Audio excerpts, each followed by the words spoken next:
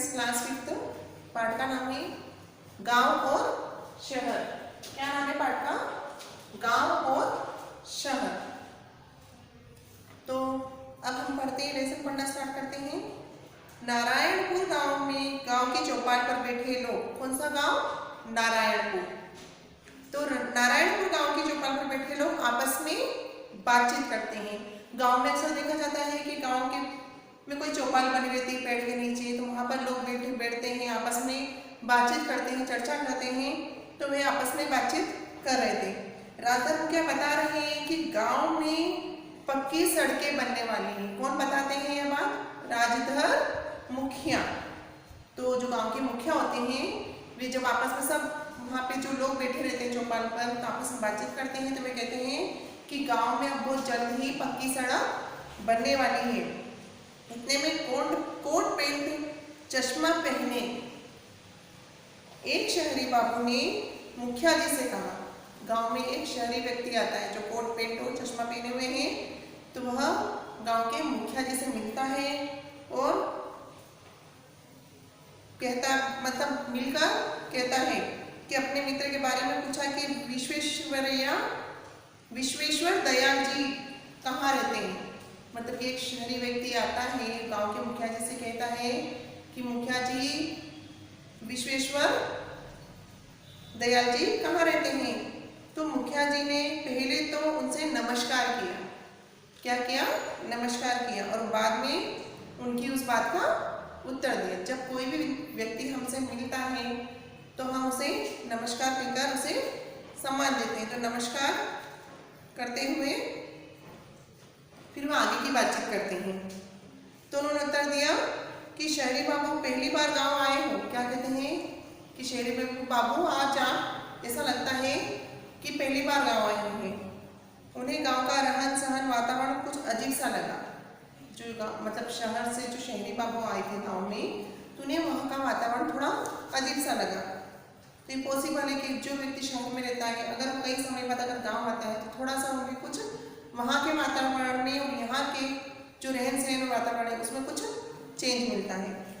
तो उसे अजीब सा लगा। गाँव के कच्चे पक्के मकान, खेत खलिहान देखकर बातों ही बातों में अपने शहर की तारीफ करने लगे। मतलब कि जो शहरी बाबू थे गांव में आए तो उन्होंने गांव के कच्चे पक्के मकान देखे, वहाँ की सड़कें देखी, तो वहाँ के खेत खलिहान देखे, तो बातों बातों में वह तो अपने शहर की तारीफ करने लगे। उनकी बातें सुनकर मुखिया जी से भी रहा न गया, क्योंकि जो व्यक्ति जहाँ रहता है, चाहे वो गाँव में रहता हो या शहर में रहता हो, तो जहाँ वह रहता है तो वह अपनी जगह की कभी बुराई नहीं करता है। तो अब ये आपस में क्या चर्चा करते हैं, उनकी बातें सुनकर मुखिया जी से भी नहीं रहा गया। जब शहरी बाबू ने अपने शहर की तारीफ की तो मुखिया जी क्या कहते हैं, वे भी अपने गांव की बड़ाई करने लगे। शहरी बाबू पसीना पोंछते हुए बोले, गांव में बिजली की व्यवस्था तक नहीं। क्या कहते हैं कि इस गांव में तो बिजली की व्यवस्था भी नहीं है। मैं अंधेरे में इतना परेशान होकर पैदल चलकर आया हूँ। तो शहरी बाबू कहते हैं कि मुझे काफ़ी दूर तक पैदल चलकर आना पड़ा है और यहाँ पर तो बिजली की कोई व्यवस्था नहीं है। हमारा शहर तो बिजली और प्रकाश से जगमगाता है, पर यहाँ देखिए आपके गांव में तो कहीं कहीं टिमटिमाती रोशनी ही दिखाई देती है। ऐसे में लोग रास्ता ही भी भटक जाते हैं और मेरा तो गर्मी से बुरा हाल हो चुका है। तो मुखिया जी क्या कहते हैं कि बाबूजी, लगता है आप बहुत दिनों से गांव में नहीं आए। क्या कहते हैं मुखिया जी शहरी बाबू से कि ऐसा लगता है कि बहुत दिन हो गए हैं और आप गांव में नहीं आए। अब तो हर गांव में बिजली पहुंच गई और लेकिन बिजली उत्पादन में कमी एवं हमारे आपके द्वारा बिजली का दुरुपयोग करने के कारण यह समय हमारे गाँव की बिजली कटौती का है। मतलब कि बिजली का सही उपयोग नहीं पाने के कारण बिजली कटौती हो रही है, इसलिए आपको यह परेशानी हो रही है। गांव के लोग खेती के काम में बिजली का उपयोग करके भरपूर फसल लगाते हैं।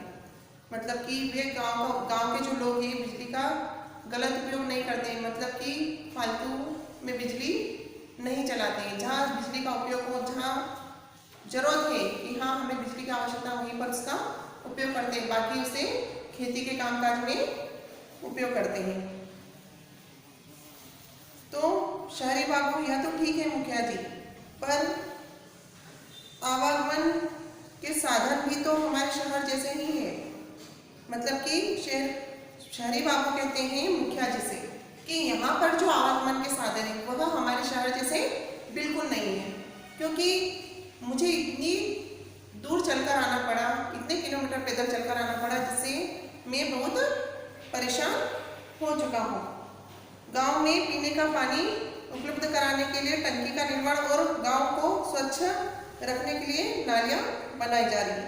शहरी बाबू अपने शहर की बात करते हैं कि हमारे यहाँ पक्की सड़कें हैं, अच्छी बड़ी बड़ी बिल्डिंग्स हैं, मतलब अच्छे अच्छे बड़े बड़े कारखाने हैं, और यहाँ तक कि हमारे यहाँ आवागमन के साधन भी बहुत अच्छे हैं, लेकिन तुम्हारे गांव में तो यह सुविधाएं भी नहीं है।